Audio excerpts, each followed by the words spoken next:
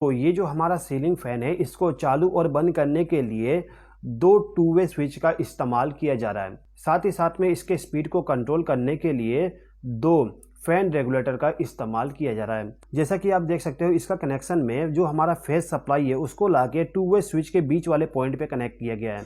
अब इस two way switch का जो ऊपर वाला पॉइंट है इस पॉइंट से एक वायर को कनेक्ट करके जो हमारा फैन रेगुलेटर है इसके एक पॉइंट के साथ में कनेक्ट कर दिया गया है।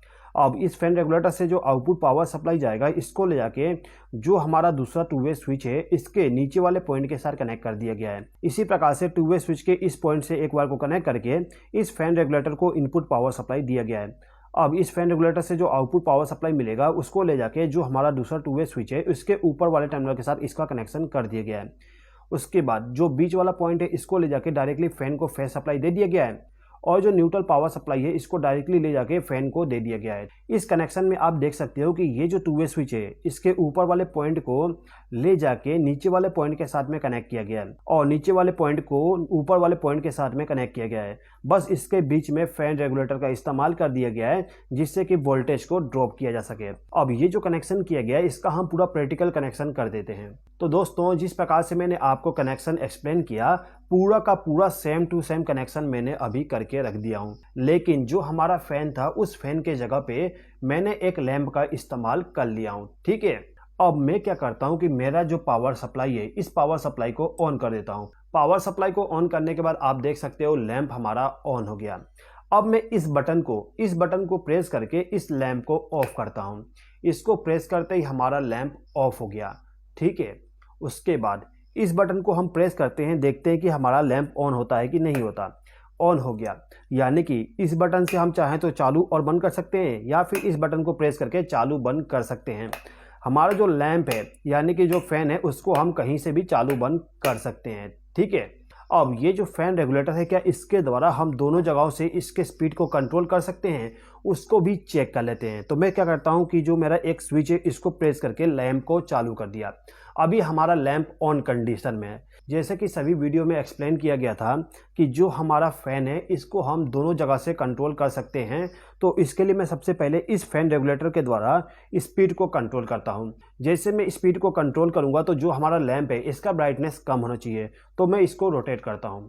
मैंने इसको रोटेट किया, लैंप ऑफ किया, यानी कि जो हमारा रेगुलेटर है ये 0 पोजीशन पे आ गया। अब मैं इसको थोड़ा थोड़ा करके स्पीड को बढ़ाता हूँ, यानी कि लैंप के ब्राइटनेस को बढ़ाता हूँ।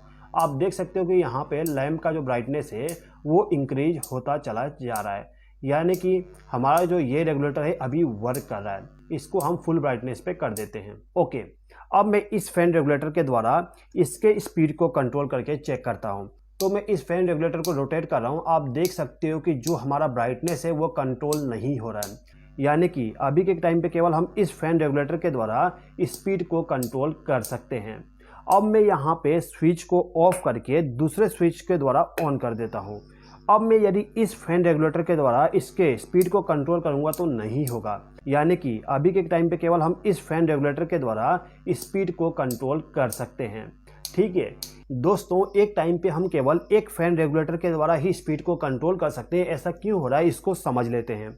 ये जो हमारा फेस सप्लाई है, फेस सप्लाई से पावर सप्लाई इस टू वे स्विच के बीच वाले पॉइंट पे गया है। अब यदि मैं इस टू वे स्विच को ऊपर की तरफ में कनेक्ट कर दूं, यानी कि इस पॉइंट का पावर सप्लाई इस पॉइंट से फ्लो होता है तो सीधे ही इस रेगुलेटर में चला जाएगा। अब इस रेगुलेटर से जो पावर सप्लाई जाएगा वो यहाँ से फ्लो होते हुए डायरेक्टली फैन में चला जाएगा, यानी कि इस फैन रेगुलेटर के द्वारा हम इस फैन के स्पीड को कंट्रोल कर सकते हैं।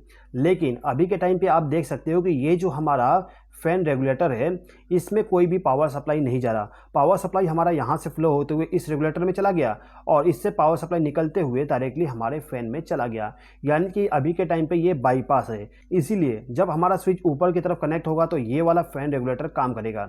इसी प्रकार से यदि आप इस स्विच को नीचे की तरफ कनेक्ट कर दोगे तो उस टाइम पे पावर सप्लाई यहाँ से फ्लो होते हुए सीधे ही हमारे फैन में चला जाता है। तो इस टाइम पे हमारा जो ये वाला फैन रेगुलेटर है ये वर्क करेगा। ठीक है दोस्तों।